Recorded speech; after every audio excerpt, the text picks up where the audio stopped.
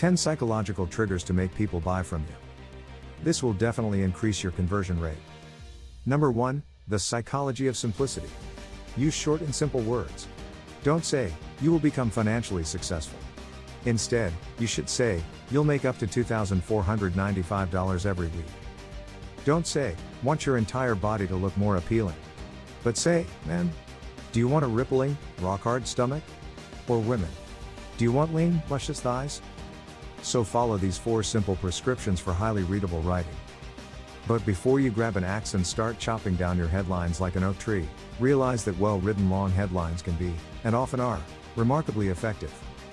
In fact, some long copy direct response ads use extremely long headlines that often flow into extremely long subheads, creating a head or sub-introduction dozens of words long. A classic study of 2,500 ads appearing in the Saturday Evening Post was conducted from 1939 to 1940 by researcher Harold J. Rudolph. The results show that the shorter the headline, the greater the readership. In this study, the average readership of the shortest headline is about 1/7 better than the longest. We see the biggest drop in headlines with more than 12 words. According to Rudolph, these findings, obviously, cannot be interpreted as an indication that a headline, to be consistently well-read, need to only be short. Headline content is undoubtedly the major element affecting readership. That's why it's critical that your headline do 2 things: 1, grab their attention, and 2, to motivate them to keep reading. If it doesn't do both, you could be giving away free gold bars, and most people wouldn't notice. There are 4 important qualities that a good headline may possess. They are: 1. Self-interest. 2. News. 3. Curiosity. 4. Quick, easy way. The following 5 tested headline starters can be used for most of the product or service. Simply replace the example wording with words relevant to your business. 1. Free. Free book shows you how to write sneaky advertising that practically forces people to send you money. 2. Warning. Warning. Some dog groomers wrap a noose around your dog's neck. 3. At last. At last, a bakery that uses only organic sugar, flour, milk and eggs. 4. This. This new invention stops any attacker in his tracks without a gun, knife, or black belt in karate. 5. Announcing. Announcing the hottest new sandwich craze from Southern California, the Malibu Crust Pocket. Number 2, bombard your readers with benefits. Let's now talk about the $1 million secret for getting inside your readers' heads. Benefits. Take note. It's benefits, not features. Examples are: if you are selling a Rolls-Royce Phantom Coupe. Feature, top grade, hand-selected seat leathers. Benefit, luxurious comfort in all climates. Feature, 453 horsepower, 6.75-liter V12 engine. Benefit, power, control, supreme reliability. Here's a typical interaction of a salesman: my product is an inkjet printer. One feature is multiple ink tanks. Prospect will be thinking, big deal? What's in it for me? What you should say will be, you benefit by saving big money because you don't have to replace the entire cartridge when only one ink color runs out. Prospect will subconsciously think that's nice, I spend a fortune for ink with my current printer. Another example of a salesman error: our printer has ultra draft mode button. Prospect will be wondering, what's the big deal? What's in it for me? What you should say will be, you benefit by saving serious money on ink because the ultra draft mode uses 50% less ink than other printers' ordinary draft mode. Don't say things like, attention food servers. New workshop teaches you the tricks of the trade. But say, attention food servers. New workshop teaches you how to boost your tips by 512%, or your money back. Before going on, if you feel that I have given you some value, please help me by smashing the like button, subscribe to my channel and turn on the notification bell, so you will be updated when I upload new videos like this. Number 3. Crank up the scarcity. Imagine yourself in a seminar with a dry, boring, and monotone voice that say, now you just take your time making the purchase decision. No need to decide right away. Certainly this product will be available in the future whenever you'd like to buy it. Do you see a problem here? By suggesting there's no need to act now, that salesperson gives your prospects no incentive to buy now. We're talking about human inertia. Simply put, Inertia is an object's resistance to a change in its current state of motion. Like sitting on a couch watching TV. It sometimes takes a miracle to get up, change your clothes, and go run on the treadmill. In a study conducted by Ariely and INSEAD Professor Klaus Wertenbrock at Massachusetts Institute of Technology, Ariely required his students to submit 3 papers during the semester. In his first class, he asked his students to set their own deadline. In his second class, he asked his students to submit their papers on or before the last day of the semester. In his third class, he gave his students strict deadlines for each of the 3 papers to be submitted. The objective was to determine which class would achieve the best final grade. When the semester ended and the papers were checked, it was found out that the class with strict deadlines got the best grades. The class who chose their own deadlines placed second, and the class who were asked to submit their papers at the end of the semester got the worst grades of all. So, what do these findings indicate? It tells us that procrastination indeed exists among students. That giving restrictions to their freedom alleviates procrastination, and providing them with tools equips them to perform better. Advertising is persuasion. And the most critical time to persuade is when you're asking for action. Always feature deadlines to discourage response, killing human inertia. There's no skill involved. Simply include standard phrases such as the following. Call before April 5th. Supplies are strictly limited. Offer expires May 15th. Price guaranteed only until August 3rd. Offer good only before 4 p.m. Seating is limited to 50 participants. No rain checks will be issued. Number 4. Reward loyalty.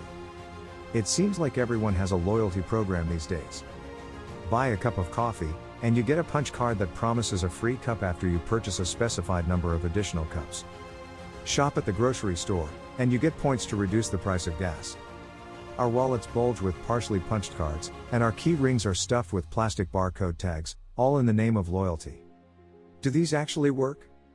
The short answer is yes. Researchers in Singapore found that consumers were indeed motivated by loyalty programs. They used credit cards, which they considered an ideal test because credit cards tend to be similar in characteristics and are easy to switch if a customer carries several at once. Credit cards with attractive reward programs were indeed more effective in gaining a larger share of wallet. That is, people used those cards whose rewards programs they preferred more often than they used other cards. Assuming your product or service is purchased frequently enough, please offer your customers a loyalty program. They do work. And in addition, keep your customers engaged by letting them monitor their progress and, if possible, reminding them about the program if they haven't bought in a while. Beyond the loyalty effect, merely exposing customers to point values at the time of purchase can amplify the effectiveness of the loyalty program. Want to encourage sampling of a new product or drive upgrades? Want a customer to visit you instead of your competitor?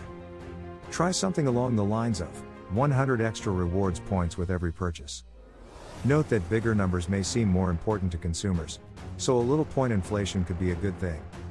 Go mobile.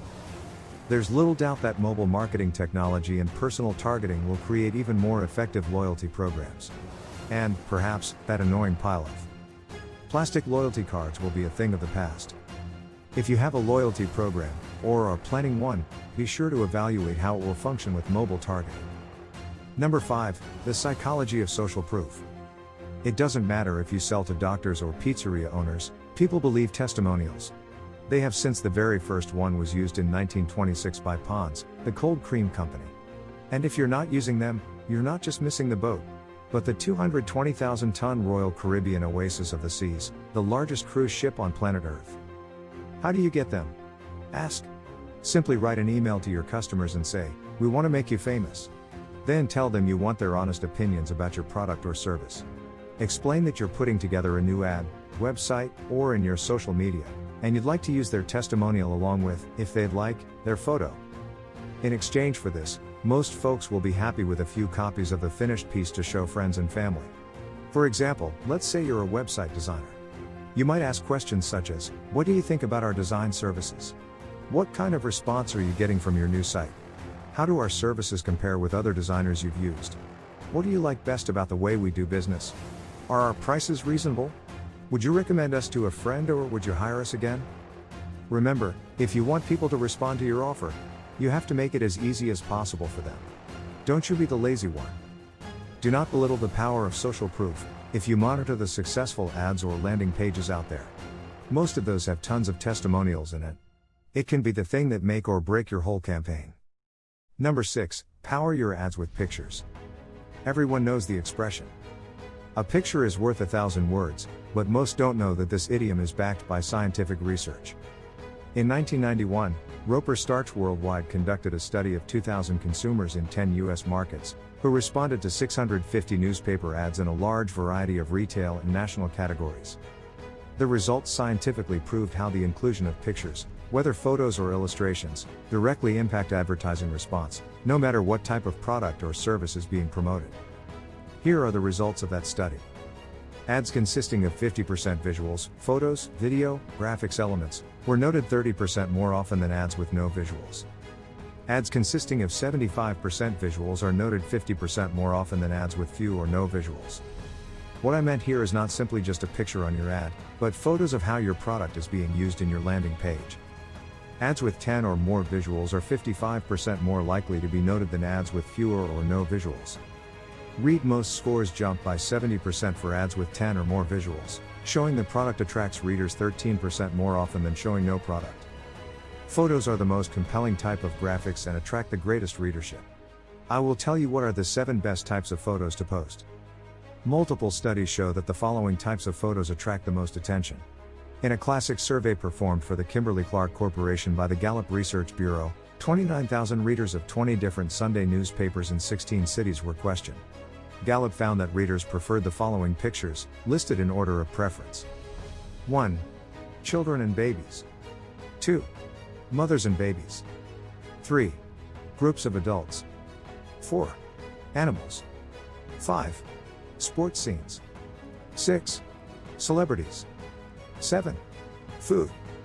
Parade magazine once reported that the following pictures get the greatest attention. 1. Babies. 2. Mothers and babies. 3. Animals. 4. Personalities. 5. Food pictures. Why are these pictures so appealing to us? Because they tap into our life force 8 desires.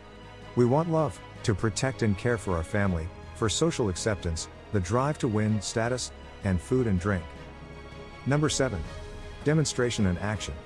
Placing a photo of your product in your ad attracts readers 13% more often than not showing it. Product in use shots add an additional 13% boost over product only shots.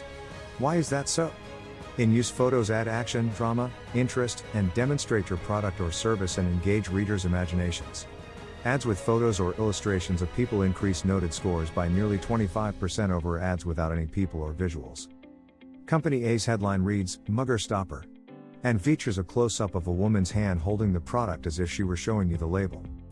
Now, Company B, on the other hand, was smart. Their headline, "Stop Muggers at the Push of a Button," showed an illustration of a woman spraying a group of sleazy-looking attackers who surround her in a semicircle. Each of the thugs is shown in various stages of distress, on their knees, flat on the ground, coughing, grabbing their faces, screaming, and running away. Now tell me, as a reader, if you saw only the headlines and the pictures, which of these 2 products would you prefer to carry if you were in the market for pepper spray? The answer is obvious. Company B, as they gave you a demonstration, so to speak, of how its product works. Sell like a magician. Whether you are presenting to a group, selling one-on-one, designing a TV commercial, or using social media ads. Use motion to grab the attention of your audience and focus it where you want it. If there's one thing that's moving, that's where the audience will look. Like for example, magicians use props, like a bird or a sexy assistant, to grab attention. Use big motions. If you were watching a magician standing on the stage and he or she made a small, quick move to his or her pocket, you would likely notice it. Magicians know that and prevent you from seeing their small moves by distracting you with a big move. Such as pulling a colorful scarf out of a pocket in a sweeping gesture with their other hand. They know the audience will tune out the small move in favor of paying attention to the big one. Magic strategy number 1. If you are dealing with an audience who is distracted or who may be losing focus, use big motions to snap them to attention. Use the unexpected. For example, when magicians scratch their ears, shoot their cuffs, or make other moves we are familiar with, our brains tune it out as expected and uninteresting. That move may well mask a transfer of a prop or some other preparation step. On the other hand, if magicians were to place their palms on top of their heads or raise their left arm for no apparent reason. We'd all be watching carefully. Novelty attracts us, the routine bores us. Magic strategy number 2. To get your customers' attention, surprise them with an unexpected move, a novel sound, or an unfamiliar image. That will cause them to look at and analyze what they are seeing. That's true even with text. New is one of the most attention-getting words in advertising. Also, the reason why a lot of marketers fail is because they tend to copy everything, like the headlines, videos, pictures, and targets the same audience. Do remember that if your targeted audience have seen those videos or pictures before, it will not probably catch their attention the second time. So think of something new. When people see someone performing a familiar action, either in person or on video, their brains will engage as their mirror neurons kick in. Selling soft drinks? Let people experience opening the bottle, raising it to their lips, and taking a drink. Magicians know how familiar physical actions engage our brain, and you should too. Number 8. Give something for free. They are also called grabbers.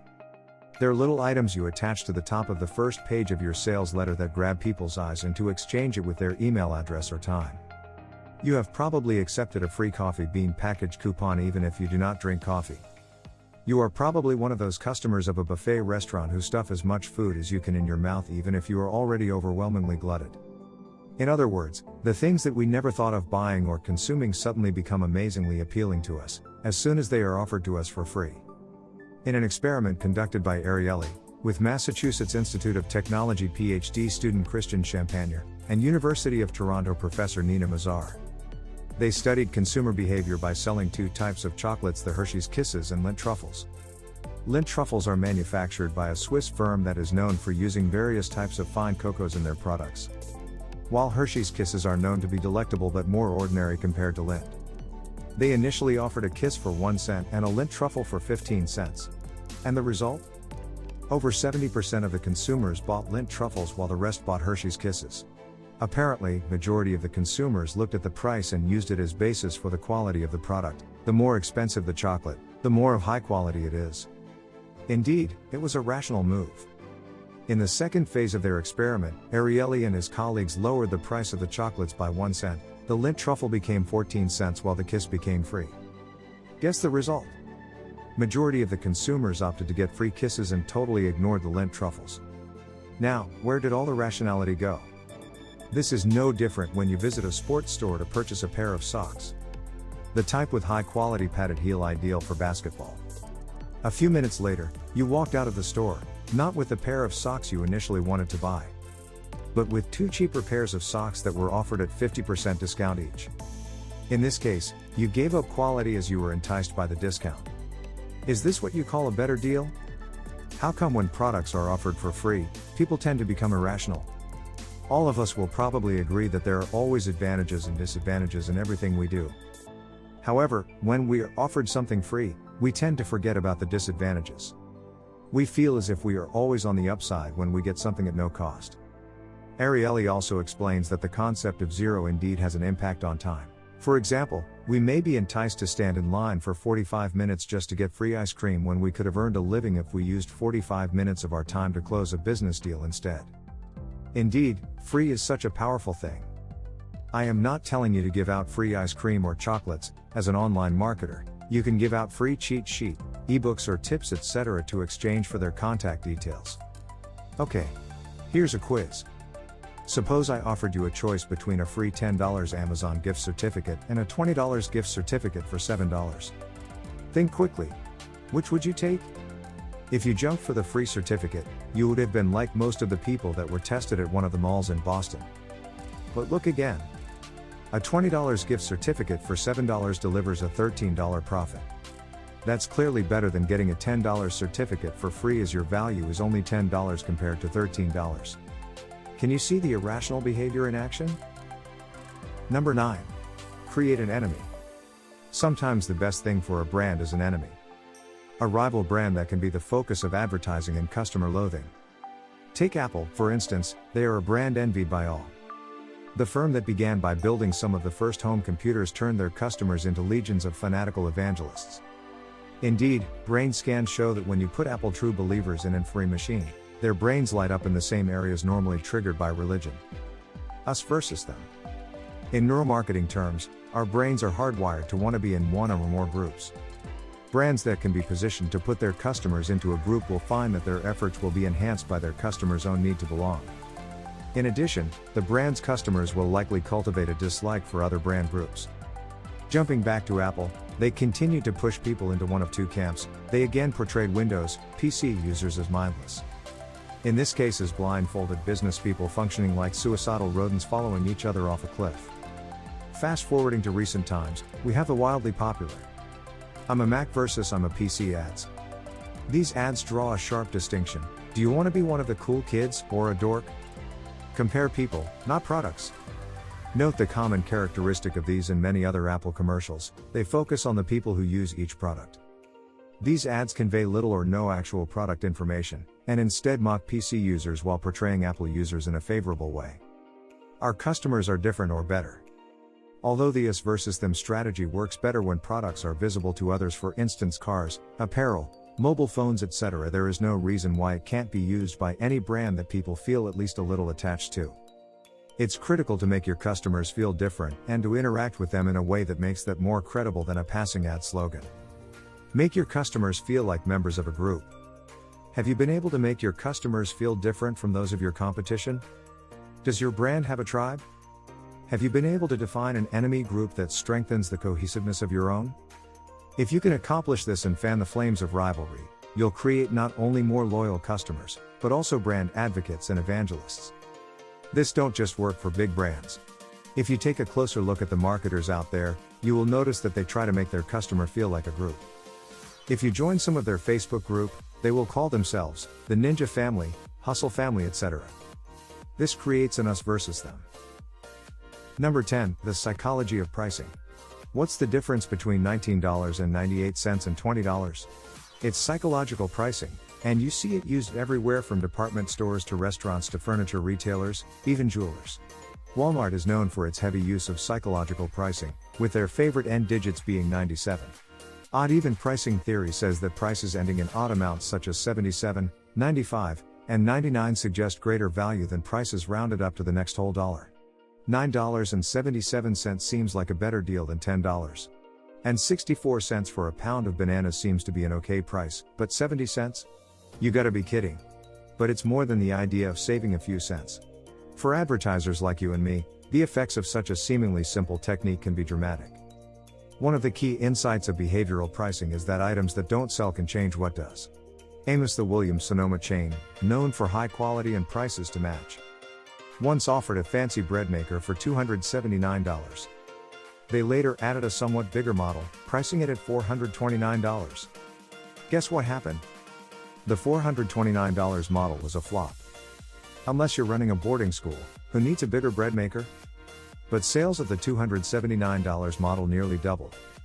Clearly, there were people charmed by the idea of a quality bread maker from Williams-Sonoma. The only thing that stopped them from buying was the price. It seemed high at $279. Once the store added the $429 model, the $279 machine was no longer seen as such an extravagance. It could be rationalized as a useful product that did nearly everything the $429 model did, at a bargain price. Adding another price point, even though hardly anyone chose it, increased the price consumers were willing to pay for a bread maker. The geniuses at The Economist aren't the only ones who understand the importance of relativity. Take Sam, the TV salesman. He plays the same general type of trick on us when decides which televisions to put together on display. 36-inch Panasonic for $760. 42-inch Toshiba for $850. 50-inch Philips for $1,480. Which one would you choose? In this case, Sam knows that customers find it difficult to compute the value of different options. Who really knows if the Panasonic at $760 is a better deal than the Philips at $1,480? But Sam also knows that given three choices, most people will take the middle choice. Daniel Boulou has a restaurant that serves a truffle and Kobe steak hamburger for $100. Maybe once a week somebody will go in there and blow $100 on a hamburger. But the point of the hamburger isn't to make a lot of money selling hamburgers. It's to make everything else on the menu look cheap by comparison. Someone sees a $100 hamburger on the menu, and they can look at a $50 steak and see it's a bargain. Hotel restaurants have taken to this idea, perhaps on the theory that anyone who can afford a hotel in Manhattan has money to burn. There is a $1,000 caviar and lobster omelet on the menu at Norma's in the Parker Meridien, and a $1,000 truffle and goji berry bagel at the Westin Hotel. Having these prices on the menu costs the restaurant very little. If and when an order comes in, it's the chef's lucky day. But mainly, $1,000 bagels exist to bewitch customers into spending more than they would have. The effect is unconscious but no less real for it. One other example is the newspaper subscription test. Initially there were only two options. $60 for online subscriptions. $125 for hardcopy subscriptions. In fact, 90% chose the $60 subscription option. However, if one more option were to be included, $125 for online and offline subscription. Most of the people will choose this option compared to other two. What matter most here is to let your audience or customer feel like they have gotten something that is worth more in value. These are the 10 psychological triggers that make people buy from you and increase your conversions. Use it wisely in your advertising and hope you find great success. If you like my video, please hit the like button, comment down below and subscribe to my channel. Thanks.